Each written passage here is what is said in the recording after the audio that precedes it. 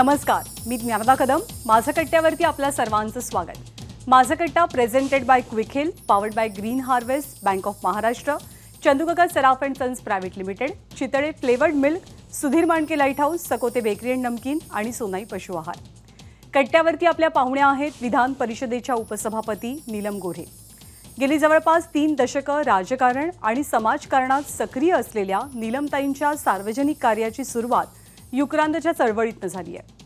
आज नीलमताईंची उपसभापती, आमदार, प्रवक्त्या, धडाडीनं बोलणाऱ्या राजकीय नेत्या अशी तगडी ओळख असली तरी त्यांच्या सगळ्या कामाचा पाया आहे तो त्यांच्या सामाजिक आणि खास करून महिलांसाठी केलेल्या कार्यामध्ये.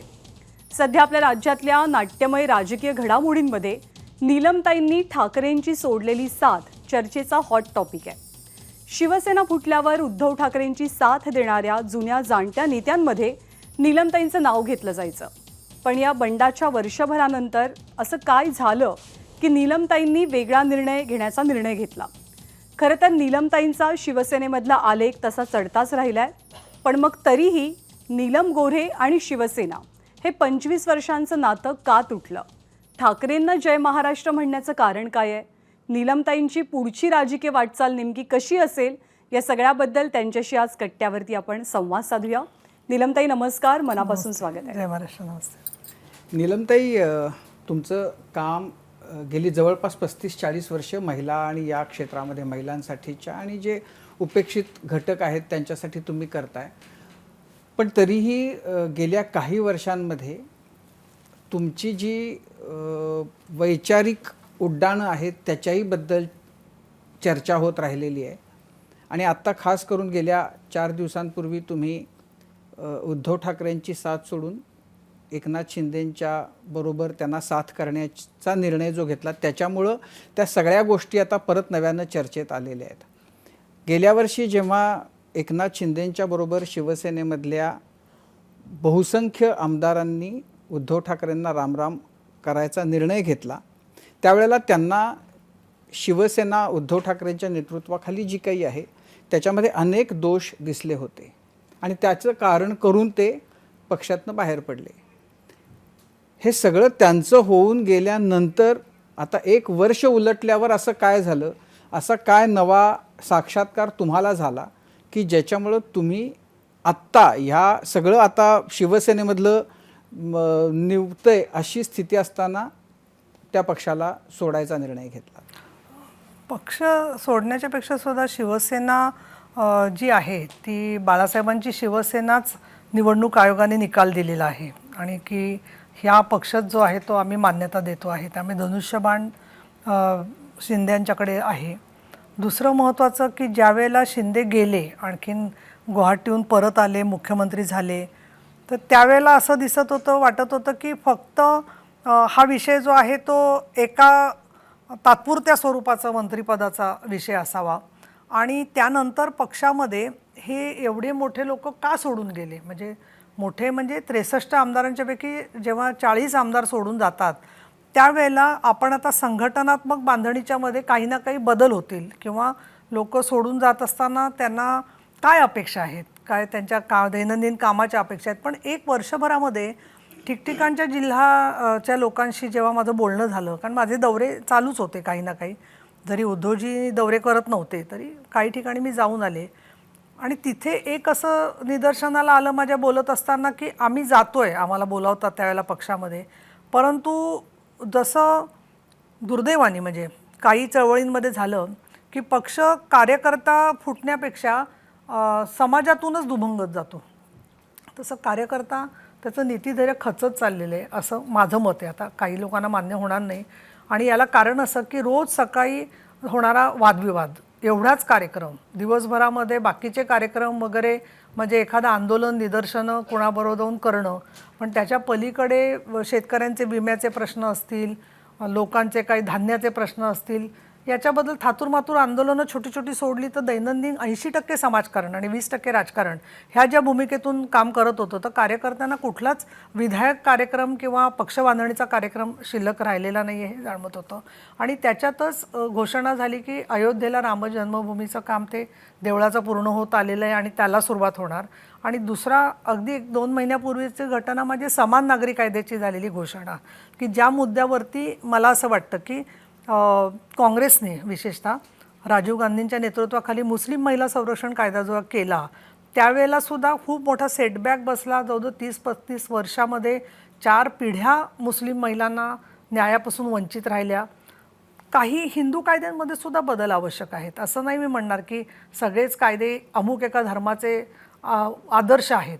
आणि मग अशा वेळेला राष्ट्रीय स्तरावरती जी भूमिका घेतली जाते त्या भूमिकेमध्ये बाळासाहेब ठाकरे यांनी ज्या भूमिका घेतल्या होत्या त्या भूमिकांची समर्थन हे एकनाथ शिंदे आणखीन हे सगळेजण करत आहेत आणि त्या दृष्टीने राष्ट्रीय स्तरावरती ही भूमिका योग्य राहील असं मला वाटलं.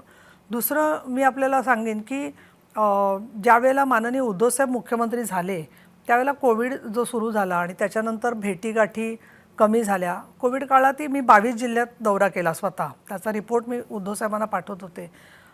पण ज्या कार्यकर्त्यांच्या अपेक्षा होता, आता कार्यकर्ते खरंच म्हणतील आमच्या त्या अपेक्षा नव्हत्याच, पण प्रत्येक जिल्ह्यामध्ये शिवसेना पदाधिकारी यांचा फक्त SP आणि कलेक्टरला भेट करून द्यायची की यांचे काय छोटे मोठे प्रश्न असतील तर तुम्ही कोऑपरेट करा. तर कुठल्याही जिल्ह्यामध्ये अशा बैठका पालकमंत्र्यांनी तर घेतल्याच नाहीत आणि फक्त अधिकाऱ्यांवर अवलंबून राहून निर्णय घेतले जात होते आणि ते कळत होते कार्यकर्त्यांना. तर बरेचशा लोकांनी हा पण प्रश्न विचारला की आपण जातोय मवियाबरोबर, पण त्यांच्या ज्या भूमिका आहेत त्या पूर्णपणाने वेगळ्या आहेत. आणि त्यावेळेला गव्हर्नमेंटमध्ये काम करत असताना सुद्धा काही गोष्टींवरून खतखत होती की बाबा काही मुद्द्यांवरती आपण उदाहरणार्थ म्हणजे सांगायचं झालं तर एखादेस राम जन्मभूमीचा विषय बघू आपण. काँग्रेसचे आमदार आले होते, सुनील केदार अयोध्येला, नाही असं नाही, परंतु बाकीच्या अनेक मुद्द्यांच्यावरती पक्षांच्या भूमिकांमध्ये फरक दिसत होता. तर या पार्श्वभूमीवरती मला असं जाणवलं की जेव्हा 98 साली मी बाळासाहेब ठाकरे यांच्या नेतृत्वाखाली शिवसेनेत प्रवेश केला तेव्हा जे द्विध्रुवीकरण झालं होतं तशीच आता परिस्थिती 2024च्या आधी येणार आहे. आणि त्याच्यामध्ये मला राष्ट्रीय आणि राज्यस्तरावरची योग्य भूमिका घेणारा पक्ष म्हणून मी शिवसेनेच्यामध्ये यांच्याबरोबर शिंदे यांच्याबरोबर काम करायचा निर्णय घेतला. तुम्ही जे सांगता आहात त्यानं तुम्ही 100% कन्व्हिन्स्ड आहात जे तुम्ही बोलताय त्यानं, की राम मंदिराच्या बद्दल उद्धव ठाकरेंनी राम मंदिराला पाठिंबा दिला, जेव्हा समान नागरी कायद्याचा मुद्दा आला त्याला शिवसेनेनं पाठिंबा दिला? नाही, मी कन्व्हिन्स आहे. याच्यापेक्षा मी असं म्हणेन की ज्या गोष्टी मला म्हणजे मी एक निर्णय घेतलेला आहे की मी आमच्या नेत्यांच्याबद्दल वैयक्तिक बोलणार नाही. म्हणजे ते मला सांगायचं म्हणजे असं बोलण्यासारखं आहे पण मी बोलणार नाही असं म्हणताय तुम्ही? हो, कारण मला असं वाटतं की 25 वर्ष जे ऋणानुबंध होते बरोबर काम करत असताना, अनेक सुखदुःखात आम्ही बरोबर होतो सगळ्यांच्याच बरोबर, उद्धव साहेब, रश्मी वहिनी, आदित्य ठाकरे. त्याच्यामध्ये काही गोष्टींच्यामध्ये अशा आहेत की ज्याच्यामध्ये मला असं वाटायला लागलं होतं की आपण त्या मातोश्रीच्या सगळ्या बैठकांमध्ये नकोसे आहोत म्हणून. म्हणजे पण हे तुम्हाला कधी वाटायला लागलं होतं? आता तुम्हाला जाणवतंय का? 2-3 वर्ष मला जाणवत होतं हे, म्हणजे गेले 2-3 वर्ष मी जाणवत होतं. साहेब मुख्यमंत्री असताना सुद्धा जाणवलेले अनेक वेळेला. आणि त्यावेळेला आम्ही त्या वेळेला विचारलेलं पण होतं एकदा की बाबा, आदित्यला विचारलं होतं की बाबा तुम्ही बैठका घेता महिलांच्या प्रश्नावर सह्याद्रीला, पण आम्हाला कळवत नाही, तर आमची उपयोग होणार नसेल तर आम्हाला सांगा, आम्ही राजीनामा देतो, असं मी तेव्हा कळलं होतं. त्याच्यावर त्यांचा फोन आला होता, नाही ते तसं काही नाही आहे. पण अनेक बैठका अशा की ज्या बैठकांना मी प्रत्येक बैठकीला जायला वेळ पण नसतो. 8 स्तरावरती पक्ष ऑपरेट होतो. त्याच्यापैकी संपर्क प्रमुख, नेते, जिल्हा प्रमुख, प्रवक्ते, उपनेते, त्याच्यापैकी 2-3 जी पदं आहेत माझ्याकडे, तर खास करून महिलांच्याच बैठकींना तुम्हाला टाळून द्यायचं. आणि त्याच्यासाठी काही ठराविक मग लोकांनी सांगायचं की बाबा नाही, आमचं ते आयत्याला ठरलं. म्हणजे थोडंसं मला काही लोकांना ॲलर्जी होत असावी असं वाटायला लागलं. पण असं आहे की तुम्ही म्हणता की गेल्या 2-3 वर्षांपासूनची ही स्थिती होती असं तुम्हाला वाटते, पण मग तुम्ही म्हणजे मागं का राहिलात? हा जो प्रयत्न आता जे बोलतात ना हे सगळे मंत्री की आम्ही बोलायचा प्रयत्न केला बाळा यांच्याशी, उद्धव साहेबांशी, हा मी पण केला होता. मी साहेब मुख्यमंत्री असताना त्यांना पत्र दिलेलं आहे. त्यांना त्याच्यानंतर कोविड जसा कमी व्हायला लागला 21 नंतर, त्यावेळेला त्यांना सांगितलेलं आहे. त्यांच्या सगळ्या PNना सांगितलेलं आहे, बरोबरच्या आमदारांना सांगितलं, त्यांना स्वतःला सांगितलेलं आहे की तुम्ही सर्व आमदारांना नियमित भेटत जा. सर्व पक्षाच्या आमदारांना वेगळी वेळ ठेवली पाहिजे मंत्रालयामध्ये. काही लोक असेही होते की ज्यांना आता धरणग्रस्त आहेत किंवा ठिकठिकाणचे वारकरी आहेत, आम्हाला साहेबांना भेटायचं आहे, म्हणून त्यांनी 30-30, 40-40 फोन केलेले आहेत साहेबांना. मी स्वतः काही लोकांसाठी 12-12, 13-13 वेळा फोन केलेले आहेत. पण साहेब भेटायचे नाही. मग एका मर्यादेनंतर आम्ही अनुयायी आहोत, अशा वेळेला रागवून बसायचं आता ते भेटले नाहीत म्हणून त्यातही काही अर्थ नव्हता. मग जेव्हा बोलावतात आपल्याला त्यावेळेला जाऊन आपण सांगायचा प्रयत्न केला. मी केला नाही अशातला भाग नाही, पण इतकं टोकाचा राजीनामा देत असताना एक असं मनात वाटायचं की साहेब बरं नाही, त्यांना आजारपणातून उठलेले आहेत, त्यांना धक्का बसेल, त्यामुळे आपण नको कुठलाही निर्णय करायला किंवा विचार करायला. परंतु अत्यंत कोंडी झाल्यासारखं आधीपासूनच वाटत होतं. म्हणजे मी काही शिंदेंच्या त्या बंडाशी मुद्दामून काहीतरी संलग्न व्हायचा प्रश्नच नव्हता. ही कार्यकर्त्यांची आजसुद्धा अवस्था आहे की साहेब जेवढा त्यांना म्हणजे लोकांची अपेक्षा असते तेवढा वेळ देऊ शकत नाही, हे पण आम्ही समजू शकतो. परंतु संवादाचा अभाव आणि त्यामुळे चर्चेला गेल्यावरती त्यांना जे सांगायचं ते बोलतात. त्याच्यानंतर आपण समजा एखादं सांगितले संघटनात्मक गोष्ट की साहेब आम्हाला असं वाटतं की अशा अशा मुद्द्यांवरती काम करायला पाहिजे. हो ठीक आहे तुम्ही करा, पण त्याच्याबद्दल पक्षाकडून जे आलं पाहिजे. साधं मी छोटं उदाहरण सांगते. स्त्री शक्तीचा मी एक मोठं फेरी काढली आमची फूट झाल्यावरती. तर त्याच्यानंतर मला सांगितलं की ठीक आहे करा. त्याच्यानंतर मग काही महिला म्हणायला लागल्या की नको, मग तुम्ही तुमचं करा. मी करून आले. मला जवळजवळ 2 लाख महिला भेटल्या प्रत्येक ठिकाणी जिथे मी गेले तिकडे. पण बाकीच्या महिलांना डिस्करेज करायचं काम काही लोकांनी ठरवून केलं की आपण हे नंतर करू. म्हणजे थोडक्यामध्ये सांगायचं झालं तर राज्यव्यापी कार्यक्रम करत असताना जेवढ्या प्रमाणात त्याला सहकार्य मिळायला पाहिजे तेवढं मला तर मिळालं नाही. पण नीलमताई, म्हणजे गेल्या वर्षीच तुम्हीच सांगत होता जेव्हा ही फाटाफूट झाली त्याच्यानंतर की हे कुणी काही जाओत काही करोत, लोकांच्या मनामध्ये त्या मनातल्या सिंहासनावर उद्धव ठाकरे आहेत आणि शिवसेना आहे. तर मग यामधल्या 10-11 महिन्यांमध्ये काय झालं की आता तुम्हाला वाटायला लागलं की नाही, त्या सिंहासनावर उद्धव ठाकरे नाहीत, एकनाथ शिंदे आहेत. लोकांशी जसजसं बोलत गेले तेव्हा काशानी कार्यकर्त्यांच्या मनामध्ये द्विधा मनोवस्था होते ते मला समजत गेलं. त्यामुळे मी जे इथे असताना बोलत होते त्याच्यापेक्षा जास्त वस्तुस्थिती जनतेत वेगळी आहे हे लक्षामध्ये आलं.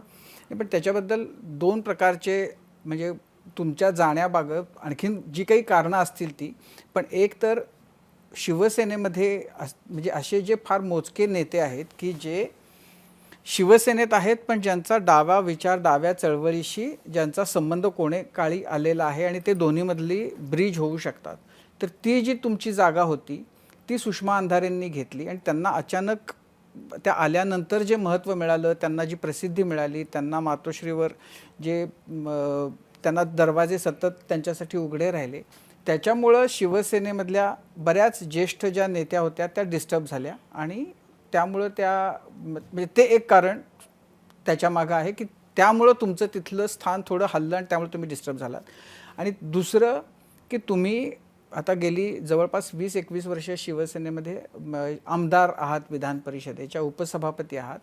तर तुम्ही हे वदवून घेतले, तुम्ही हे प्रॉमिस घेतलेलं आहे की तुम्हाला विधान परिषदेचं सभापती व्हायचं आहे आणि त्याच्यासाठी तुम्ही इकडनं तिकडं उडी मारली. नाही, पहिली गोष्ट म्हणजे ना कुठल्याच महिला कार्यकर्तीमुळे असं व्हावं असं माझी मानसिकताच नाही आहे. त्यामुळे मला त्याच्यावर चर्चा करायचीच नाही आहे. एक दुसरं, याच्यापूर्वी पण काही महिला आल्या पक्षामध्ये, त्या सोडून गेल्यानंतर दुसऱ्या काही आल्या, कोण आमदार झाल्या, खासदार झाल्या, हा विषय नाही आहे. मी महिला चळवळीत काम करणारी कार्यकर्ती आहे म्हटल्यावरती महिलांनी राजकारणात आलं पाहिजे ही माझी भूमिका आहे.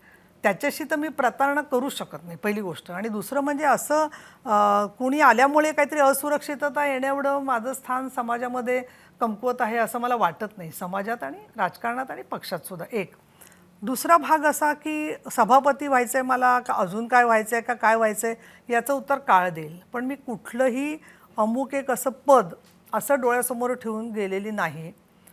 विशेषतः विधिमंडळामधल्या कामामध्ये मला आत्तापर्यंत नगरविकास मंत्री म्हणून आणि तत्कालीन देवेंद्र फडणवीस मुख्यमंत्री म्हणून जे त्यांच्याकडून मला प्रश्नांवरती उत्तरं किंवा बैठका किंवा लक्षवेधीवरची उत्तरं याच्यामध्ये जे त्यांच्याकडून मला सहकार्य मिळालं, त्या पार्श्वभूमीवर मला असं वाटलं की यांच्याबरोबर मला काम करणं शक्य होईल. कारण ज्या महिलांच्या कामासाठी मी प्रयत्न करते त्यात अनेक कायद्याचा विषय असतो, कन्व्हिक्शन रेट वाढवण्याचा विषय आहे, शक्ती कायदा अपुरा राष्ट्रपतींकडे पडलेला आहे.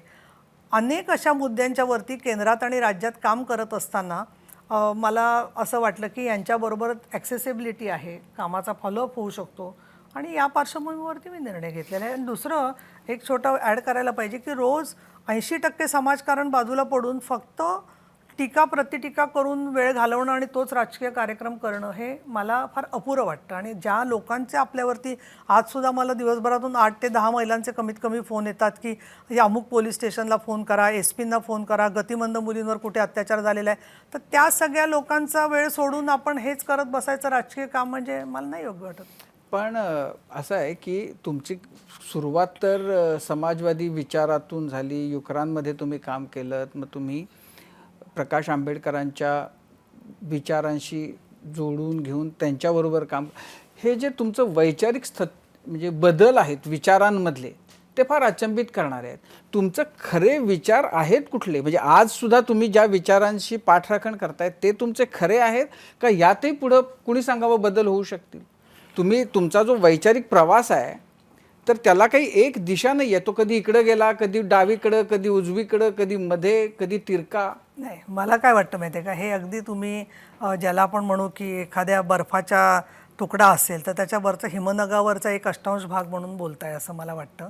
त्याच्यामध्ये जे आहे ते युवक क्रांती दलाशी जेव्हा माझं युवक क्रांती दलाचं झालं घटना, ती सगळी होऊन 84 सालापासून आज आता 40-45 वर्ष होऊन गेलेली आहे त्या घटनेला. आज युवक क्रांती दल आणि समाजवादी चळवळ अस्तित्वात आहे का कुठे जाण्यासारखी? असेल तर सांगा तुम्ही, आपण दोघंही जाऊया तिकडे. सोडून गेले म्हणून ते त्याची अवस्था झाली. नाही, अवस्था झाली म्हणजे मुळामध्ये असं आहे की समाजवादी पक्षाचं जे काही काम होतं त्या कामाच्या मध्ये आम्हाला असं जरूर जाणवलं की आंबेडकरी चळवळीच्या संदर्भामध्ये एक ज्याला आपण म्हणू समाज परिवर्तनाची भूमिका घेऊन आपण काम करावं. म्हणजे दलितेतर व्यक्ती आंबेडकरी चळवळीत काम करते या संदर्भामध्ये मला असं वाटलं की महिलांना मतदानाचा अधिकार देणारे आंबेडकर म्हणून आपण त्या ऋणातून काम करायला पाहिजे म्हणून.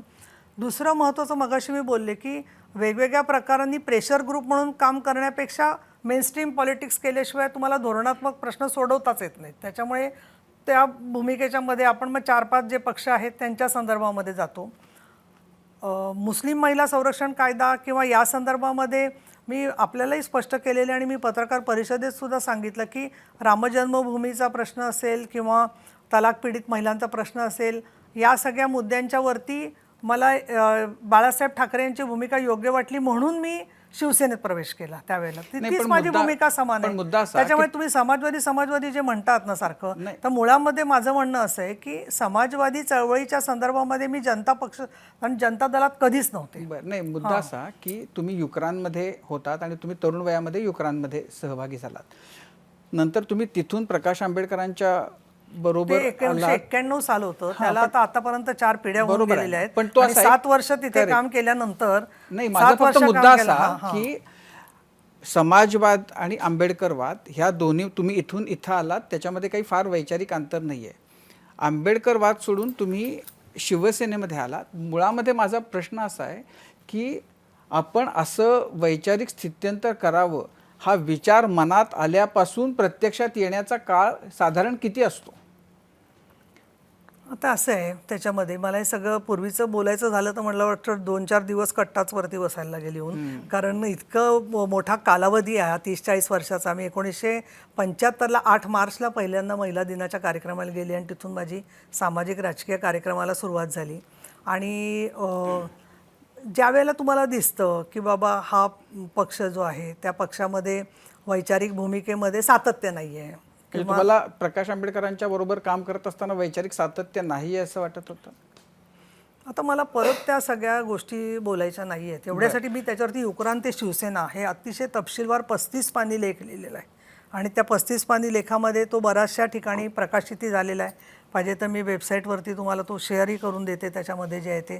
पण मूळ मुद्दा मला असं जाणवलं त्यांच्यावर काम करत असताना मला टाळायच्या अशातला भाग नाही आहे, पण 91 साली जो पक्ष सोडला त्याच्यावर आजच्या घडीला परत रिझर्वेशन्स मांडायची हे मला योग्य वाटत नाही त्याच्यामध्ये जे आहे. आता सुद्धा की जेव्हा आपण ठाकरेंची शिवसेना सोडून शिंदेंच्या शिवसेनेबरोबर जावं हा विचार तुमच्या मनामध्ये कधी आला का? तो 2-2.5 वर्षांपासूनच होता, जेव्हा शिंदे गेले तेव्हा कोणत्याही कारणामुळे तुमची ती इच्छा किंवा हिंमत झाली नाही?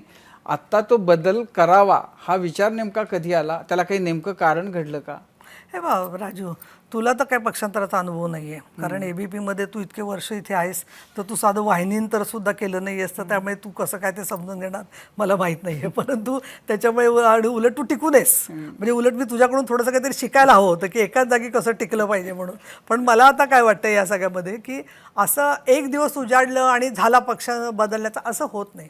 त्याच्यामध्ये तर माणसं कशी वागतायत, तुमच्यासमोर मुद्दे काय येत आहेत, पक्ष काय भूमिका घेतोय अनेक बाबतीमध्ये, याच्यावरती बऱ्याचशा गोष्टी अवलंबून असतात. पण मी तुला तुमच्या दुखावले पण आलं का कोणत्या गोष्टी? अप्रॉक्सिमेटली मी सांगते तुला की जानेवारी महिन्यामध्ये माझी आई आजारी पडली या जानेवारी महिन्यामध्ये, आणि त्याच्यानंतर मग ती वारली 20 तारखेला. ते एकच कारण आहे असं म्हणणार नाही मी, पण ताबडतोबच म्हणजे फोन वगैरे आले, ठीक आहे उद्धव साहेबांनी फोन केला, हे केलं, आम्ही दोघी बहिणीच आहोत त्याच्यामध्ये, ते क्रियाकर्मही आईचं मी सगळं केलं. पण ताबडतोब एकनाथ शिंदे भेटायला आले. माझी अपेक्षाही नव्हती, कारण आम्ही त्यांना निरोपसुद्धा दिला नव्हता, पण ते स्वतः भेटायला आले. एक दिवसात देवेंद्र फडणवीस परत भेटायला आले, आणि त्याच्यानंतर मग साहेबांनी फोन वगैरे केला. पण थोडंसं मला असं वाटलं की हे म्हणजे जास्त डुअर किंवा प्रत्यक्षामध्ये कृतिशील आहेत सगळे, जास्त समजूतदार आहेत असं मला वाटलं. दुसरं, मला सातत्याने मेसेज करायचा आपण, आणि त्याच्यानंतर उत्तर आलं तर आलं, नाहीतर नाही, नाही तर आपल्याला जे योग्य वाटेल ते करून मोकळं व्हायचं. आणि त्याला मग कधी महिना लागेल, कधी 8 दिवस लागतील, कधी 4 तास लागतील, किंवा कधी उत्तरच येणार नाही, या कार्यपद्धतीला मी थकून गेले होते.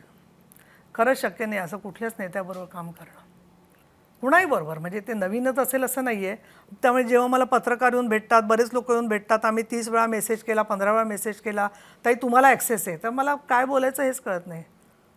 त्या ॲक्सेसला काही अर्थच नाही आहे, कारण कोणाला त्यांना भेटायचं का नाही भेटायचं या संदर्भामध्ये काहीच तुम्ही करू शकत नसाल, तर तुम्ही काय करणार आहात त्याच्यामध्ये. पण नीलमताई, त्यामुळे दुखावले वगैरे म्हणण्यापेक्षा मी स्वतःची समजूत काढत होते. पण नीलमताई, ह्याच पद्धतीमध्ये तुम्ही 98 पासून काम करताय ना, आणि याच पद्धतीनं काम करताना आता शिवसेनेचा जो आक्षेप आहे तुमच्याबद्दलचा की तुम्हाला इतक्यांदा विधान परिषद दिली, उपसभापतीपद दिलं, तुम्हाला काय द्यायचं राहिलं होतं म्हणून तुम्ही गेलात. ह्याच पद्धतीची कार्यपद्धती तुम्ही अनुभवत आहात.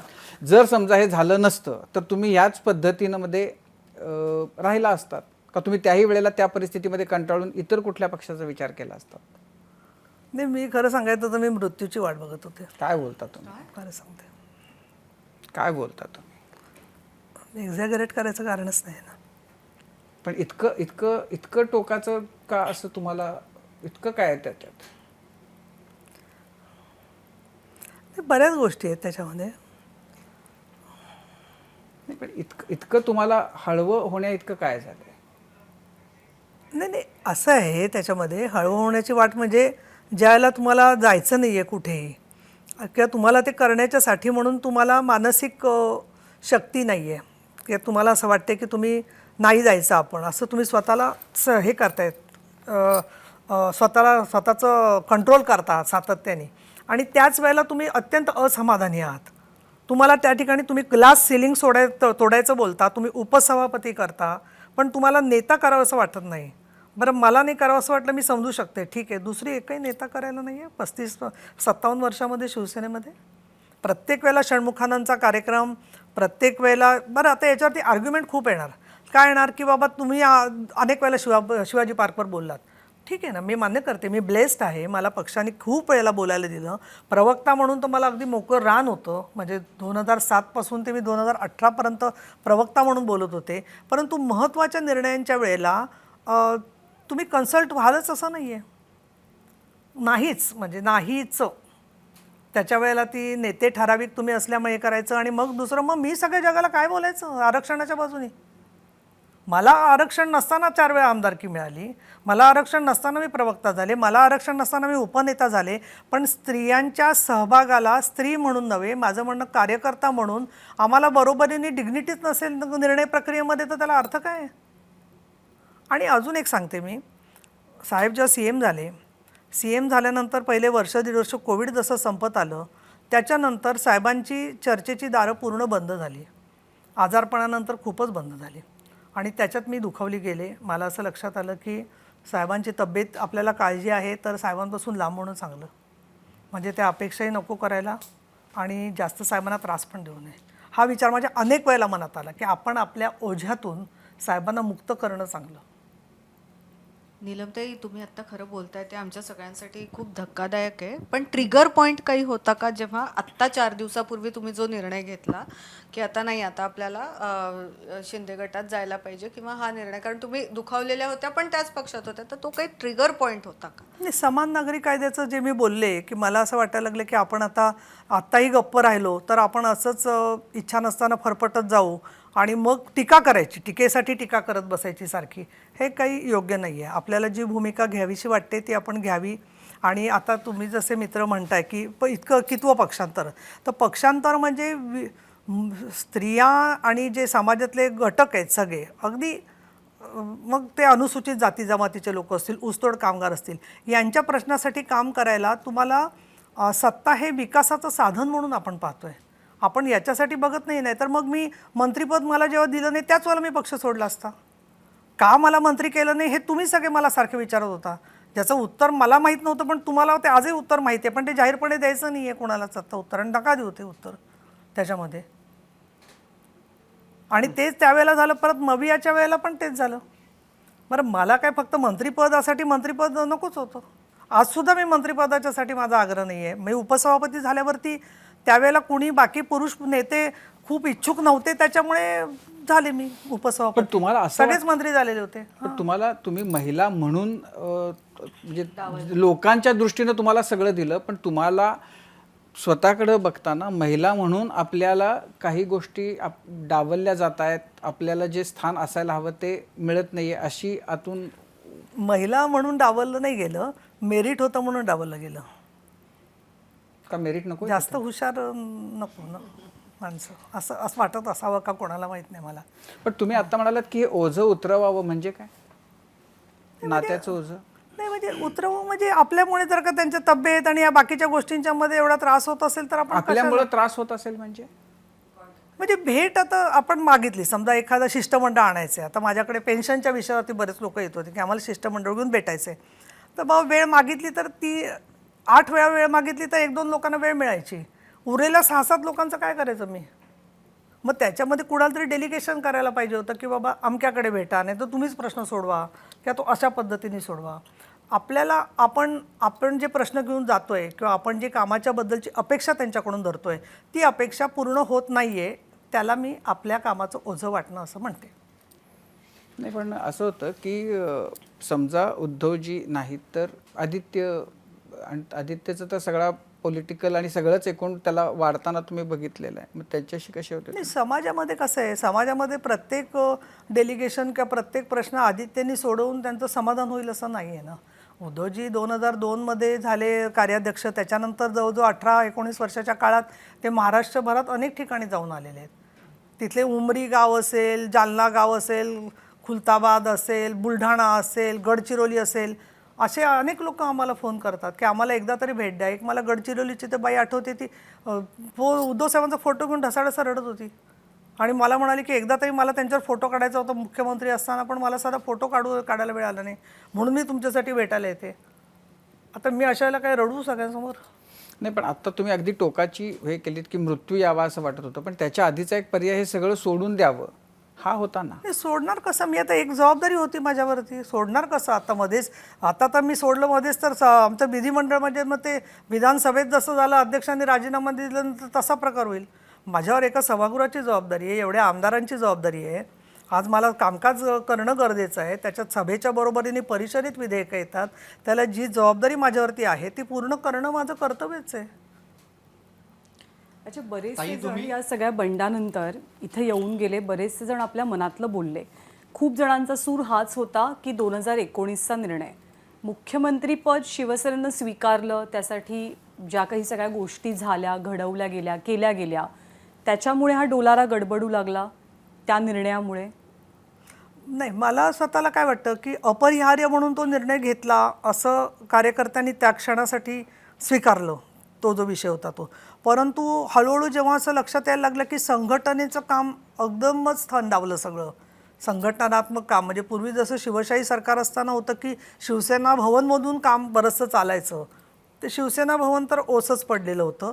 दुसरं, त्यांना जे मंत्री होते त्यांना तो अनुभव आला असेल. मला तर मी उपसभापती असल्याने काही एवढं समजत नव्हतं की काय होते ते, पण बजेट त्यांचं वापरलं गेलं किंवा काही ठराविक लोकांनी त्यांच्यावर कुरघोडी केली, हे त्यांचे कॅबिनेटचे विषय होते. मला काही तसा प्रश्न म्हणजे माझ्यापर्यंत ते पोचलं नाही. माझ्याकडे जे विषय येत होते ते मी सगळे व्यवस्थित घेत होते आणि मला सहकार्य मिळालं नाही तरी विरोधी कोण करत नव्हतं, कारण विरोध कशाबद्दल करणार ना. जनरली असं असतं की एखाद्या पक्षाला सत्ता मिळाली की तो पक्ष वाढतो, तो पक्ष विस्तारतो. कदाचित शिवसेना एकमेव पक्ष असावा की जो फुटला सत्तेत आल्यामुळे आणि सगळी वाताहत झाली. त्याचं हो, याचं कारण काय? कारण महत्त्वाचं हेच आहे की पक्ष संघटनेकडे दुर्लक्ष झालं. ज्या अपेक्षेने आज आमचे 63 आमदार निवडून आले होते महाराष्ट्रातून, त्याच्यात बाकीच्या जिल्ह्यांमध्ये 2 नंबर असणारे आमदार होते अनेक की जे थोडक्यात पडले. त्याच्यातले आधी 2014चे अनेक आमदार असे होते की जे उभे राहिले पण ते माघार घ्यायला लागली. त्यांना भाजप किंवा मवियाचे आता तिकडे दिसत होते लोक समोर उभे येणार म्हणून. त्यामुळे ते सगळेजणांनी ऑलरेडी एक्झोडस सुरू झाला होता वेगवेगळ्या ठिकाणी जाण्याच्या संदर्भामध्ये. दुसरं असं की भाजपबरोबर युती होणार का तुटणार हे दर 3 महिन्यांनी चित्र बदलत होतं.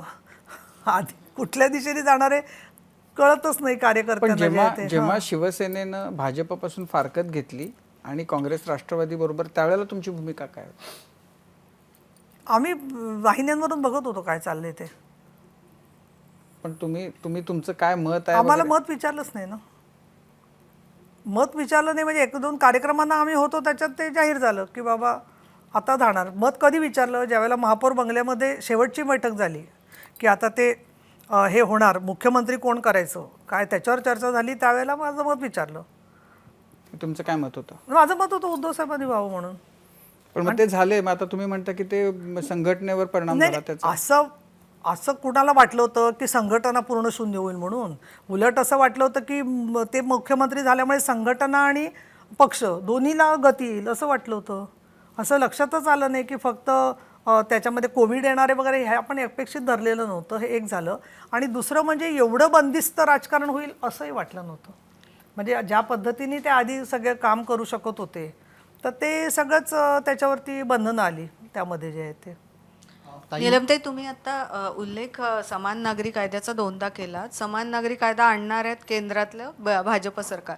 तर जेव्हा आता हा पक्ष बदलायचा निर्णय घेतला तेव्हा हे 2 पर्याय होते तुमच्यासमोर की दोन नव्हते, फक्त शिंदे गटात जायचं की नाही हाच पर्याय होता? भाजपतही जाता आलं असतं, तेच राम मंदिर बांधतायत, तेच समान नागरी कायदा आणतात आहेत. नाही, शिवसेनेचा मी 98ला सुद्धा का चॉईस केला होता की महाराष्ट्रामध्ये काम करणारी संघटना आहे आणि मराठी लोकांचा विषय घेणारी शिवसेना आहे, हा एक भाग होता त्याच्यामध्ये. दुसरं तसं तर बाळासाहेब ठाकरे यांचं जसं माझं चांगलं एक ज्यांचं मार्गदर्शन होतं तसं धर्मवीर आनंद दिघे यांचंही माझं संवाद होता, मार्गदर्शन होतं. त्यांनी कार्यक्रमाला बोलवत होते आनंद दिघे जे आहे ते. इनफॅक्ट ते वारले त्याच्याही अगदी काही तास आधी माझं त्यांच्याशी फोनवरून बोलणं झालेलं होतं. त्यामुळे परका पक्ष नव्हता शिवसेना जो आहे तो. त्याच्यामुळे विचार केला त्याच्यामध्ये जे ते पर्याय वगैरे असं म्हणून विचार नाही तुम्हाला केला. भाजपमध्ये जाताच आलं नसतं, मग सगळं सोडून जावं लागलं असतं आमदारकी वगैरे? नाही, पण असं मनात काही आलंच नाही. शिवसेना आहे म्हटल्यावरती शिवसेनेचाच विचार आला ना. म्हणजे त्याच्यात काही असं. पण असं की एक त्याच्यामध्ये म्हणजे काही जण त्याच्याबद्दल आक्षेप घेत आहेत की उपसभापती पीठासीन अधिकारीच पक्षांतर करतोय. मुळात मी तुम्हाला सांगू इच्छिते की सोमनाथ चटर्जींची जेव्हा केस झाली तर त्यावेळेला मोठा वादविवाद झाला. तुम्ही तर दिल्लीत होता त्यावेळेला. आणि त्यावेळेला त्यांना सांगण्यात आलं की पक्ष तुम्ही राजीनामा द्या. तर त्यांनी सांगितलं मला व्हीप चालत नाही. नंतर ती कोर्टात केस गेली आणि त्याच्यानंतर झालेला निर्णय आहे की पीठासीन अधिकारी म्हणजे सभापती, अध्यक्ष, उपसभापती आणि उपाध्यक्ष यांना पक्षाचं व्हीप चालत नाही. त्यामुळे ते कुठल्याही पक्षाचे नाहीत. ज्या क्षणी ते ज्या क्षणी ते प्रिसाइडिंग ऑफिसर होतात त्याबरोबर ते त्यांच्या पक्षात असणारं त्यांचं अस्तित्व तांत्रिकदृष्ट्या संपतं. मनाने राहू शकतं कोणी पण कुठे पण कुठली भूमिका घेऊन. त्याच्यामुळे ह्याचा काही मी अभ्यास केला नव्हता. नंतर बऱ्याच अभ्यासकांनी मला येऊन सांगितलं. आणि दुसरं असं की शिवसेनेचंच काम करते शिंद्यांच्या नेतृत्वाखाली असं म्हटलेलं आहे मी. त्यामुळे पक्षांतर वगैरे तुम्ही आणून म्हणजे तुम्ही माझे मित्र असल्या आणि अडचणीत आणू नका काहीतरी बोलून. काही शिंदे समर्थक आमदारांच्या अनेकांच्या निर्णय प्रक्रियेत देवेंद्र फडणवीसांचा हात होता असं म्हटलं जातं. तुमच्या निर्णय प्रक्रियेत फडणवीसांचं स्थान काय? कारण ते तुमच्या पक्षप्रवेशाला तिथं उपस्थित होते. ते एक जरी उपमुख्यमंत्री असले तरी एक वेगळेपण आहे. आणि तुम्ही एवढ्या चांगल्या वक्त्या असूनही तुमचं त्यावेळचं भाषण लिहून का आणलं होतं? मी आत्तासुद्धा लिहून आणले. ज्यावेळेला महत्त्वाचे मुद्दे असतात ना त्यावेळेला मला पूर्वीपासूनच मी अगदी बाळासाहेबांकडे भेटायला जायचे तेव्हाही मुद्दे लिहिलेले असायचे आणि आजही कुठल्याही कार्यक्रमात जात असताना मीच लिहिते. माझं कोणी PA लिहित नाही किंवा कोणी लिहित नाही.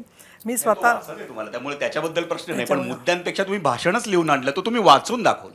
नाही वाचून दाखवले. आता असं आहे, आता माझ्या या वयामध्ये आणि अनुभवानंतर मी तसंच्या तसं घडाघडा म्हणू शकते एवढा तरी तुला विश्वास वाटायला पाहिजे. त्याचं वाचायची मला गरज नव्हती. विश्वास आहे पूर्ण. त्याच्यामुळे फक्त मी आपल्याकडून बोलता बोलता जसं इकडचं तिकडचा एखादा शब्द जातो तसा जाऊ नये या दृष्टिकोनातून ते लिहिलेलं आहे. दुसरं देवेंद्र फडणवीसांबद्दल तुम्ही विचारलं, त्यांचा आणि आमचा परिचय तसा 2000 नंतर जास्त आहे. आदर्श प्रकरणामध्ये ते मी शिवसेनेकडून आणि ते भाजपकडून अध्यक्ष असल्यामुळे भाजपचे कायम प्रत्येक चॅनेलवर ते आम्ही असायचोच आणि त्याच्यानंतर ते होतं.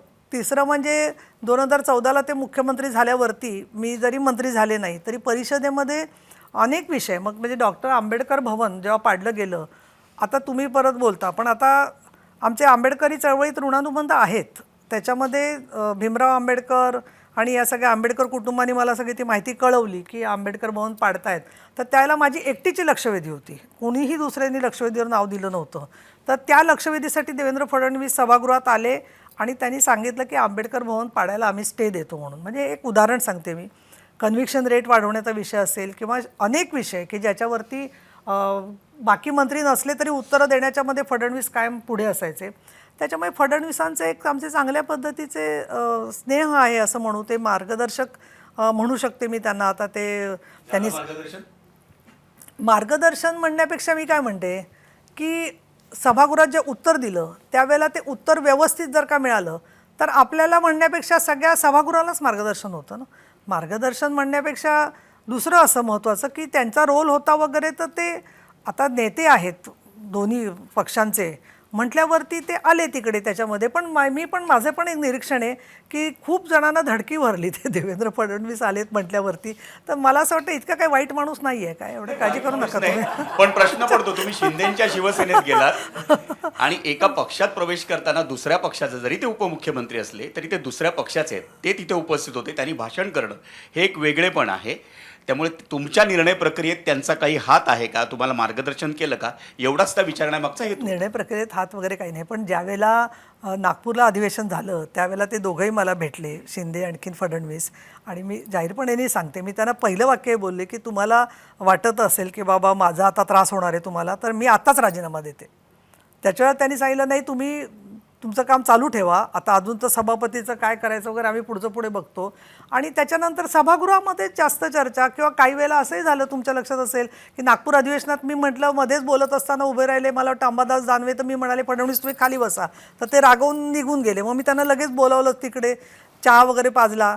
त्यामुळे अशा पद्धतीचे आमचे संवाद आहे, त्याच्यामध्ये असं एवढं काळजीचं काही कारण नाही तुम्हाला. हो ताई, तुम्ही आत्ताच सांगितलं की शिवसेनेचं 80% समाजकारण आणि 20% राजकारण सुरू होतं, परंतु गेल्या काही काळात ते बदललं आहे. परंतु तुमचा सारखा टीकेचा ओघ आहे की सकाळी जी टीका केली जायची, तर तुमचा रोग संजय राऊतांची जी सकाळची प्रेस कॉन्फरन्स व्हायची त्याच्याकडे आहे का, की त्याच्यामुळेच हे सगळं वितुष्ट झालं आणि त्याच्यामुळे शिवसेनेची आजची परिस्थिती आहे? नाही, संजय राऊतांनी मला स्वतःला खूप मदत केलेली आहे काही अडचणीच्या काळामध्ये, किंबहुना माझ्या प्रत्येक आमदारकीच्या वेळेला त्यांनी शब्द टाकलेला आहे. एक भाग. दुसरा भाग, त्यांचं लिखाण खूप चांगलं असतं, अग्रलेख वगैरे.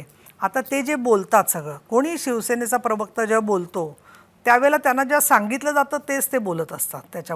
त्यामुळे ज्यांना आक्रमक बोलायचं नाही आहे पण आक्रमक बोलणारा माणूस पाहिजे असं म्हणून ते संजय राऊतांकडे भूमिका आली सगळी. आणि त्याच्यामध्ये संजय राऊतांना खूप त्रास झाला. मला स्वतःला असं वाटतं की संजय राऊतांचा थोडासा बळी गेला असं मला उलटं वाटतं. म्हणजे एक वेगळा मुद्दा मांडलाय तुम्ही, हा एक वेगळा मुद्दा मांडलाय. तर संजय राऊत या व्यक्तीविषयी जे आक्षेप समाजात घेतले जातात त्याविषयी तुम्हाला काय म्हटलं जातं? कारण शिवसेनेची वाट लावली हे जे शिंदे समर्थक आमदार सगळे म्हणतात त्याविषयी तुमचं म्हणणं काय? आता असं आहे, शेवटी प्रत्येक प्रवक्त्याचं काय कौशल्य आहे त्याच्यावर अवलंबून असतं. एखादी गोष्ट पक्षाने सांगितली तर ती कशा भाषेत बोलायची हे ज्याचं त्यांनी ठरवायचं ना. त्याच्याबद्दल लोकांचे आक्षेप असू शकतात ना, त्यावरती ते आक्रमक भाषा वापरतात काय बोलतात, पण ते जे काय बोलतात ते पक्ष सांगतो तेच बोलतात असं मला वाटतं. तुम्ही म्हणताय की संजय राऊतांचा बळी त्यात गेला म्हणून. नाही म्हणजे हे सगळं अटक वगैरे एवढं जे सगळं झालं त्याच्यामध्ये त्यांना धमक्या येत आहेत, त्रास होतोय, तर जे त्यांना बोलतात त्यामुळे म्हणजे त्यांनी पण ते रोष ओढवून नाही, घेतातच माझं ना म्हणणं लोकांचं. साधं असं आहे की म्हणजे त्या मूलभूतच मतभेद येतो की एवढं आक्रमक बोलायची गरजच काय, असं माझं म्हणणं आहे. जे काय बोलायचं ते वैचारिक मतभेद तुम्ही व्यवस्थित मांडा ना एकमेकाच्या समोर, पण त्याच्यामध्ये एकमेकाला वेगवेगळी नावं द्यायची, त्यानंतर असं ज्याला आपण म्हणू की एकदम नाट्यमय सगळं काहीतरी करून ठेवायचं, त्याच्यामुळे तेढ वाढते. त्याला मला ते पचनी पडत नाही त्याच्या गोष्टी. नीलमताई, हा विषय निघालाच आहे म्हणून विचारते की इथे जे सगळे आमदार येऊन गेले शिंदे गटाचे, प्रत्येकाचं म्हणणं होतं की उद्धव ठाकरेंच्या भोवती जे कडं केलंय 4-5 लोकांनी, त्या सगळ्यांमुळे आम्ही सोडून गेलो. कारण त्यामुळे तुम्ही पण उल्लेख केलाच की त्यांना भेटणं खूप अवघड आहे. ते जे 4-5 लोकांचं कड आहे त्याच्या बाबतीतला तुमचा अनुभव कसा आहे? नाही, ते कडं वगैरे कसं आहे, ते साहेबांना पाहिजे तेच लोक असतात, असं इतकं नाही आहे. तिथे इतके उद्धवसाहेब परावलंबी आहेत असं मला वाटत नाही. ते त्यांना जे पाहिजे ते लोक सोयीस्कर घेतात आणि करत असतात. त्याच्यामुळे त्यांची इच्छा असते त्याच वेळेला त्या गोष्टी होतात असं मला वाटतं. कारण शेवटी कसं आहे की प्रत्येक नेत्याला तो अधिकार आहे व कोणाला बरोबर ठेवायचं किंवा कोणाला नाही म्हणून. फक्त प्रॉब्लेम त्याच्यात काय होतो सांगते की एखाद्या माणसाने एखादा प्रश्न मांडला, तर तो प्रश्न मांडल्यावर ह्या माणूस हा मुद्दा घेऊन आला होता, तर तो प्रश्न अशा पद्धतीने सोडवायचं, काय करायचं असं त्यांना कोणीच सांगत नाही.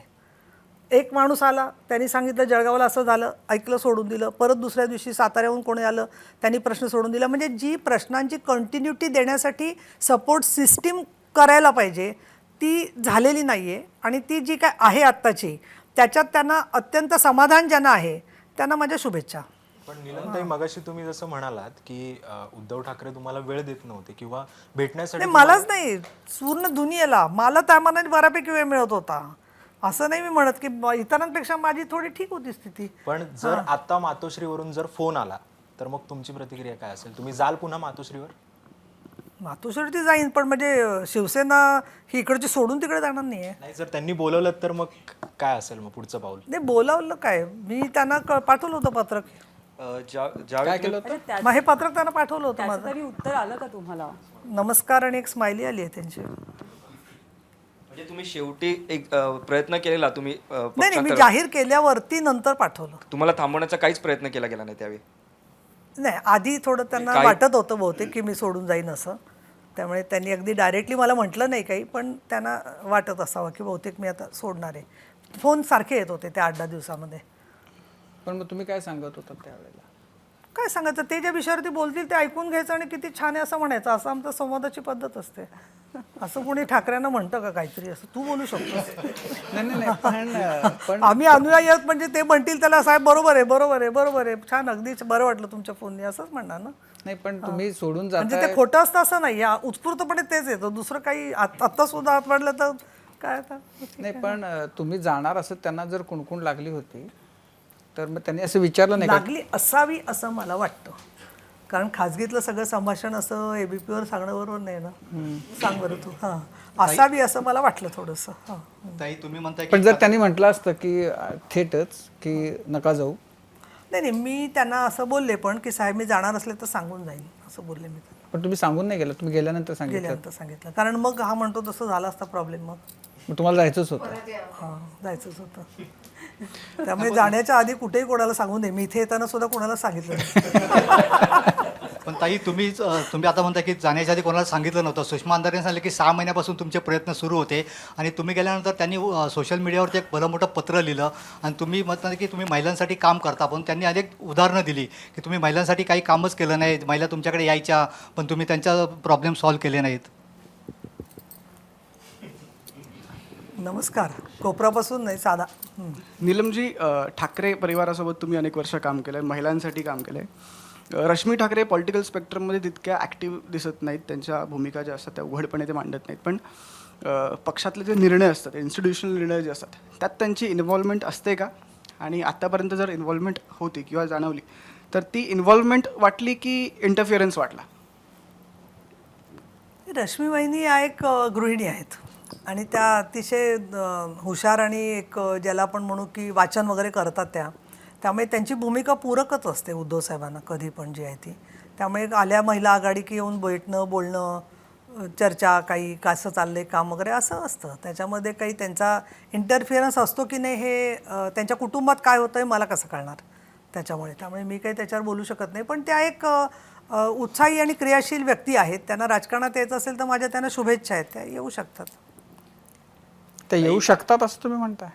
हां, म्हणजे ते आल्या तर चांगलंच आहे ना. म्हणजे मी पुण्यात संपर्क प्रमुख होते तर त्याला मी त्यांना सारखा आग्रह केला होता की तुम्ही रोड शो करा येऊन, महिलांना तुम्हाला भेटायचं आहे. त्यामुळे त्यांना यायचं असेल राजकारणामध्ये तर त्या येऊ शकतात. नाही, पण त्यांनी वेळोवेळी ते सांगितले की त्यांना राजकारणाशी काही संबंध नाही आणि त्यांना असा तर ते त्यांचा निर्णय काय कसा होईल ते आपण कसं सांगणार ना. आत्ताच्या घडीला त्यांच्या संदर्भात काही असं म्हणणं की बाबा ते येतील का नाही येतील हे आता या क्षणी सांगणं राजकारणात जर त्याला अर्थ नसतो ना, म्हणून आता काही सांगता येणार नाही. ज्या पक्षाशी तुमचे म्हणजे 25 वर्षाचे ऑलमोस्ट ऋणानुबंध राहिले आहेत, आत्ताची परिस्थिती पाहून काय वाटतं? म्हणजे आदित्य ठाकरेंनी ट्विट केलेलं मोह मोह के धागे, ते धागे भल्याभल्यानं सुटत नाहीत राजकारणामध्ये. तर आत्ताची स्थिती बघून शिवसेना ठाकरेंची, बाळासाहेब ठाकरेंची शिवसेना, उद्धव ठाकरेंची शिवसेना आपण म्हणू, तुम्हाला मला त्यांची असं चिंता वाटतं की- वाटते? नाही, मला एकनाथ शिंदे ज्या पद्धतीने काम करतायत, दौरे करतात, कुठे जातात, लोकांना भेटतायत, त्याच्यामुळे लोकांना एक चांगला दिलासा मिळतोय असं वाटतं मला. त्याच्यामध्ये त्यांच्या मुख्यमंत्रीपदाला ते न्याय द्यायचा प्रयत्न करतायत त्यामध्ये जे आहे ते. दुसरं आता या ज्या नवीन डेव्हलपमेंट झालेल्या आहेत, NCPचे काही लोक इकडे आलेले आहेत, त्याच्यामधून अजून काय क्रियाशीलता वाढेल किंवा जिल्ह्यात काय चित्र होईल त्याच्यावर आत्ताच काही भाष्य करता येणार नाही. पण नक्कीच एक आहे की ज्यांना मंत्रिपदं किंवा काम करण्याचा अनुभव असणारे जे लोक आहेत म्हटल्यावरती त्याचा एक फायदा लोकांना पण होतच असतो या संदर्भामध्ये. शिवसेनेच्या संदर्भामध्ये खरं तर राजीनामा दिल्यावरती म्हणण्यापेक्षा आपण दूर झालो त्यांच्यापासून. अशा वेळेला दुसरीकडे गेल्यावरती त्यांना काहीतरी सल्ला देण्याएवढी मी स्वतःची पात्रता आहे असं मला वाटत नाही. सर्वजण अतिशय हुशार आहेत, त्यांना सर्व कळतं आहे, राजकारण कळतं आहे, लोकल लेवलला कळतं आहे आणि ते त्यातून त्यांना मार्ग कसा काढायचा ते माहिती आहे. सल्ला कधी विचारला तर द्यावा आपण. निलमताई, पक्षामध्ये गेल्या वर्षी हे जे काही शिवसेनेतलं बंड झालं, तुम्हाला अंदाज होता असं काही होईल म्हणून? मला असं होतं की मला 1-2दा शिंदे भेटले होते, पण ते म्हणत होते की मला खूप म्हणजे उदाहरणार्थ सांगते की पुण्यामध्ये मेट्रोचा कार्यक्रम होता, त्याला ते आले नाहीत आणि त्यांना ते जॉईनिंग करून घेतलं नाही वगैरे झालं. नंतर आंबीलोढ्याची झोपडपट्टी जेव्हा पाडायचं चाललं होतं त्यावेळेला मी खूप धावपळ करून ते थांबवलं. त्याच्यात काही अगदी वजनदार नेत्यांचा हात होता ते बिल्डरच्या बाजूनी झोपडपट्टी पाडण्यात, पण त्यावेळेला एकनाथ शिंदेंनी स्थगिती दिली आणि ती झोपडपट्टी तर ती झोपडपट्टी वाचली. ते लोक जे आहेत ते आता ते लोकसुद्धा माझ्यावर टीका करतात म्हणजे ज्यांना मी वाचवलं असं. त्यामुळे ते कोण काय लिहिल याला काय नेम नसतो राजकारणामध्ये. तर त्यामुळे ह्या सगळ्या गोष्टी जेव्हा झाल्या तेव्हा एक दुसरं असं की जेव्हा शिंदे विधान सभेत होते त्या काळात सुद्धा सुभाष देसाई गटनेते होते, तर त्यावेळेला ते सभागृहात गटनेते म्हणून मांडायचे. मग शिंद्यांना काय आणि संधी मिळायची नाही. तर हे जे सगळे क्रियाशील आमदार होते, सरनाईक, त्याच्यानंतर हे ज्याला आपण म्हणू सेकंड फळीचे सगळे भरत गोगावले होते, हे सगळे आमदार रोज आंदोलन करायचे पायरीवर जाऊन आणि मग ते कधी काय आणायचे, काहीतरी वस्तू करून आणायचे आणि मग ते वस्तू त्यांचं झालं आंदोलन की आमच्याकडे निरोप यायचा की तुम्ही करा. मग आम्ही परिषदेचे लोक जाऊन परिषदेत करायचो. तर शिंदेंचे आणि आमचं ट्युनिंग चांगलं होतं त्यावेळेपासूनच. शिंदे मला कधी स्पष्ट बोलले नव्हते, पण सिडकोमधल्या आणखीन UD मधल्या काही याच्यात निर्णयात खूप हस्तक्षेप होतोय असं ते बोलले होते मला. तर मी त्यांना म्हटलं नाही, तुम्हाला जर का असं जाणवलं तर तुम्ही काही करण्यापेक्षा तुम्ही उद्धव साहेबांच्या कानावर घाला, ते त्यातून मार्ग काढतील असं मला वाटतं. आणि रेनेसान्स हॉटेलला ज्यावेळेला आमची बैठक झाली त्यावेळेला मला असं कानावर आलं होतं की उद्धव साहेब टफ स्टँड घेणार आहेत आणि म्हणणार आहेत असं की जायचं त्यांनी सोडून जा, जायचं त्यांनी सोडून जा. तर मी अशी समोर बसले होते. जरा वेळाने संजय राऊत तिथे स्टेजपाशी गेले आणि ते माझ्या उजवीकडे येऊन बसले आणि शिंदे आले आणखीन ते इकडे डावीकडे येऊन बसले. तेव्हा मी शिंदेंना म्हटलं आता साहेबांचं भाषण काय झालं तर तुम्ही गडबड करू नका, तुम्ही शांत राहा असं मी त्यांना बोलले होते, कारण ते काहीतरी रिॲक्ट करतील असं मला वाटत होतं. पण एवढा मोठा प्रकार होईल असं मला अजिबात उजवीकडं संजय राऊत बसले संजय होते, त्यांना राऊतांना काय काय कसं सांगितलं? बोलणार मी? काहीच नाही, संजय राऊतांशी काहीच बोलले नाही, फक्त नमस्कार केला, जय महाराष्ट्र केला. ताई, 98 साली तुम्ही जेव्हा शिवसेनेत आलात तेव्हा चळवळीतल्या कार्यकर्त्यांसाठी तो एक धक्का होता, कारण शिवसेना पक्ष त्यावेळी जॉईन करणं. तर तेव्हा पुण्यामध्ये अशी चर्चा झाली, म्हणजे तुम्हीच हे तेव्हा कुठेतरी बोलला होतात की शिवाजी महाराज तुमच्या स्वप्नात आले आणि त्यांनी शिवसेना जॉईन करायला सांगितली. तशी काय मस्करी आहे केली याच्यामध्ये? असेल. ते काय शिवाजी महाराज तुमच्या स्वप्नात आले होते आणि त्यांनी तुम्हाला शिवसेना जॉईन करायला सांगितली, अशी तेव्हा पुण्यात चर्चा होती. ते आपल्या समाजवादी मित्रांनी काहीतरी माझी टरुडवाला सांगितलं. तुम्ही बोलला होता? ते असं कसं बोलेन मी? शिवाजी महाराज स्वप्नात आले तर ते सांगता का कोणी असं झालं नाही नाही, काय असं नाही. मी त्यावेळेला स्पष्ट सांगितलेलं होतं माझी भूमिका. मी युक्रांत मी पहिली गोष्ट लक्षात घ्या, युक्रान सोडून 84 साल झालं, म्हणजे आता इतके वर्ष झाली, तरी युक्रानच्या लोकांना मी सोडून जाणं एवढं जिव्हारी लागलं की ते मला तर वाटतं आता आयुष्याच्या अंतापर्यंत तेच लक्षात ठेवणार आहेत की मी सोडून गेले. आता ते कारण खूप प्रेम असलं की असं होतं ना, त्याच्यामुळे ते आता त्यांचं दुःख मी समजू शकते. पण थोड्या दिवसांनी मी 2-4 कार्यक्रम घेतले की ते शांत होतील. ते ठीक आहे. हां ताई, गेले 2-4 दिवस चर्चा सुरू आहे, लवकरच मंत्रिमंडळाचा विस्तार आणि खातेवाटप होईल. विधानसभा उपाध्यक्षच राहायचंय का पुढच्या काळात मंत्रिपदाकडे लक्ष लागलंय? माझं लक्ष माझ्या विधिमंडळाकडे आहे. याच्यासाठी आहे की माझ्यावरती जबाबदारी आहे आणि मला ते काम अतिशय आवडतं. उपसभापती म्हणून काम करणं जे आहे ते जवळजवळ बिझनेस लेनच्या मी 7 मीटिंग घेतल्या, त्याच्यामध्ये 200 प्रलंबित अहवाल टेबल झालेले आहेत गेल्या 6 महिन्यामध्ये जे आहेत ते. बऱ्याचशा प्रस्तावांवरती किंवा विधेयकांवर खास चर्चा व्हावी म्हणून आमचा प्रयत्न आहे आणि त्यामुळे मंत्रिपद वगैरे असं आता काही डोक्यात नाही आहे आत्ता. तुम्ही बऱ्याच गोष्टी सांगितल्यात, पण त्यातलं एक सगळ्यात महत्त्वाचं विधान जे कदाचित शिवसैनिकांच्या जास्त लक्षात येईल ते म्हणजे शिवसेना भवन ओस पडले. त्याची काय कारण? कारण बाकीचे तुम्ही ज्या सगळ्या गोष्टी सांगितल्यात ना, ह्याची चर्चा गेलं वर्षभर सुरू आहे. शिवसेना भवन का ओस पडलं आणि त्याची कारणं काय आहेत, आज जर तुम्ही स्पष्ट करू शकलात तर ते उत्तम होईल. असे या सगळ्या नेत्यांबद्दल मला अतिशय आदर आहे. सुभाष देसाई तर त्यांनी मला खूप अडचणीत असताना नीट मार्गदर्शन पण केलेलं आहे. पण सुभाष देसाई मंत्री झाले, रावतेसाहेब मंत्री झाले, रामदास कदम मंत्री होतेच आधीच्या काळामध्ये जे आहे ते. त्याच्यानंतर बायकर बरेच लोक मंत्रीच झाले सगळे. मग अशा वेळेला राहिलं कोण? जे लोक राहिले त्यांना संघटनात्मक मग त्यांना जबाबदारी करून त्यांना नेते करायला हवं होतं किंवा त्यांना सरचिटणीस करून त्यांना अनिल देसाई राहिले होते. अनिल देसाई सचिव म्हणून काम करत होते, विनायक राऊत त्यांच्यापर्यंत काम करत होते, पण ते दोघंही खासदार आहेत आणि राज्यामधले जे प्रश्न आहेत त्याचा पाठपुरावा करण्यासाठी राज्यातल्या आमदारांना किंवा राज्यामधल्या काही नेत्यांना या कामाच्यामध्ये अधिक जबाबदारी टाकणं गरजेचं होतं. कोविडमुळे जरी 1-1.5 वर्ष गेलं तरी नंतरच्या काळामध्ये या बैठका ज्या होत होत्या त्या व्हायच्या, सुभाष देसाई वगैरे घ्यायच्या बैठका, पण त्या बैठकांमध्ये ना उद्धवसाहेब नसतील तर त्या निष्प्राण बैठका असायच्या, काहीच व्हायचं नाही त्याच्यामध्ये. साहेबांनी निरोप दिलाय मग ते कधीतरी ऑनलाईन जोडून जायचे, मग माहिती वगैरे सांगायचं. पण कार्यकर्त्याची काय अपेक्षा असते की माझ्या जिल्ह्यामध्ये माझ्या तालुक्यामध्ये तहसीलदार जो आहे तो कॉम्पेन्सेशन देत नाही आहे, माझ्या जिल्ह्यामध्ये ते पाण्याची जी आहे ते टाकी जी आहे त्यात दुरुस्ती करून घ्यायला पाहिजे, त्याच्यासाठी निर्देश दिला पाहिजे. कोणीच केलं नाही असं नाही, पण पक्ष आणि आपला राजकीय सत्तेत असणारा भाग यांच्यामध्ये संपूर्णपणाने तो जो धागा असतो तो तुटला. नीलमताई, गेल्या वर्षभरामध्ये किंबहुना गेल्या 19 पासून महाराष्ट्रातलं जे राजकारण आहे ते अशा पातळीवर आहे की म्हणजे कुणीही कुणाबरोबरही युती करतं, कुठल्याही तिकिटावर कोणताही विचार घेऊन निवडणुकीच्या मैदानामध्ये उतरतं, नंतर कुणाही बरोबर जातं. तर हा सगळा जो चिखल आहे तर त्याच्यामध्ये तुम्हाला आपण फिट आहोत असं खरंच वाटतंय आतनं मनातनं? एक तर पहिली गोष्ट, मी विधानसभेला किंवा लोकसभेला उभी नाही आहे. मला तुम्ही राजकारणात आहात आणि राजकारणाचा चिखल झालाय. सर्वसामान्य माणसांच्या आम्ही जेव्हाही प्रतिक्रिया घेतो त्या इतक्या उद्विग्न आणि ह्या सगळ्या राजकारणाच्या किळसवाणेपणाकडे बघून इतके कंटाळलेले लोक दिसतात. काही जणांनी स्वतःचे वोटिंगचे कार्ड आम्ही आता जाळून टाकणार, आता आम्ही मतदान करणार नाही, इतक्या टोकाच्या भावना व्यक्त केल्यात. कारण ज्या पद्धतीचं राजकारण, कसलंही विधिनिषेध नसलेलं जे सध्या सुरू आहे ते पाहून, तर ह्या राजकारणाकडे तुम्ही कसं बघता? तुम्ही त्याचा भाग आहात, याच्याबद्दल तुम्हाला काय वाटतं? स्वतःचीच कीव येते? नाही, मला सारखा मी काय प्रयत्न करते की जो प्रयत्न हे असेल, क्षीण असेल, पण तो प्रयत्न आहे की मतभेद व्हावे पण मनभेद होऊ नये, हा माझा प्रयत्न आहे.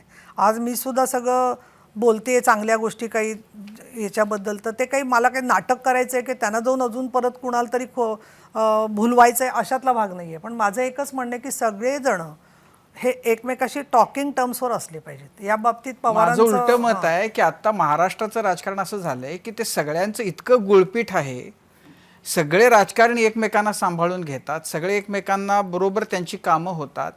पिसतो तो खालचा कार्यकर्ते नेत्यांच्याकडं बघून कुणाचे झेंडे घेतात, एकमेकांची डोकी फोडतात आणि नंतर कळतं की अरे काल ज्याच्याशी आपलं झालं सगळं आता आज त्याच्याच गळ्यात आपल्याला पडायचं आहे. त्यामुळे नेत्यांचं एकमेकांमध्ये फार उत्तम चाललेलं आहे.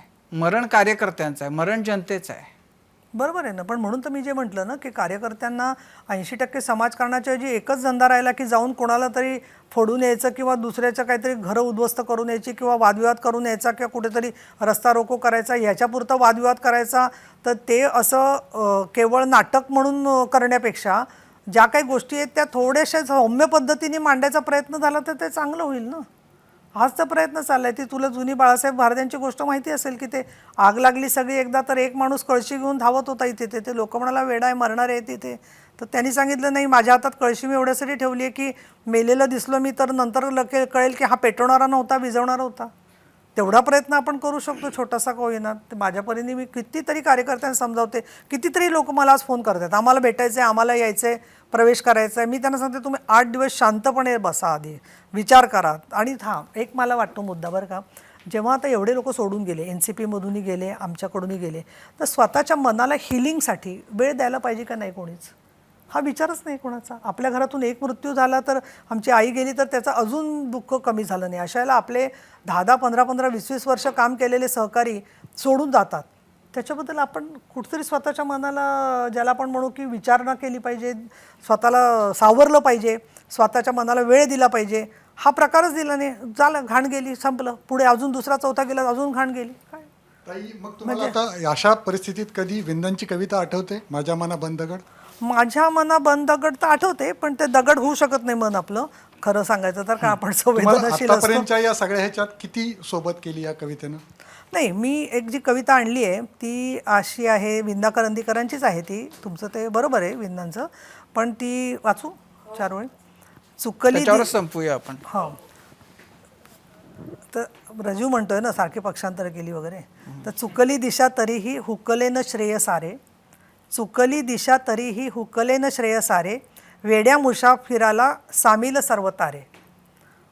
म्हणजे आता स्टार माझा किंवा ABP माझा म्हणून नाही बोलत आहे मी चालतो अखंड चालायचे म्हणून, धुंदीत या गतीच्या सारेच पंथ प्यारे, उरतात वादळांना ते जे दास त्या ध्रुवाचे, हे शीड तोडले की अनुकूल सर्व वारे, मगरूर प्रार्थनाचा मी फाडला नकाशा, विझले तसेच सारे ते मागचे इशारे, चुकली दिशा तरीही आकाश एक आहे, हे जाणतो तयाला वाटेल तेथे न्यारे. कविता चांगली आहे. कवितेमुळे आधार मिळतो, नाही तर जगावंसं वाटतं, नाही तर अवघड आहे. तुमचं आनंदाचं पान ऐकते म्हणून मध्ये मध्ये. दिशाहीन खरं तर मतदार झालाय, कारण त्याला उमगत नाही आहे की या सगळ्या गोंधळामुळे माझं स्थान काय आहे आणि माझं महत्त्व किती आहे. खूप काही तुमच्या मनात साचलं आहे ते तर कळलं, काही गोष्टी तुम्ही बोलून दाखवल्यात, काही ऑफकोर्स तुम्हाला बोलता येणार नाहीत. पण तुमच्या पुढच्या सगळ्या कारकिर्दीसाठी आमच्या शुभेच्छा आहेत. मनापासून आभार आणि धन्यवाद कट्ट्यावर आल्याबद्दल. धन्यवाद, थँक्यू. आणि यानंतर माझा कट्ट्यावरती आता वेळ झालेली आहे इथेच थांबण्याची. ताज्या बातम्यांसाठी पाहत रहा ABP माझा.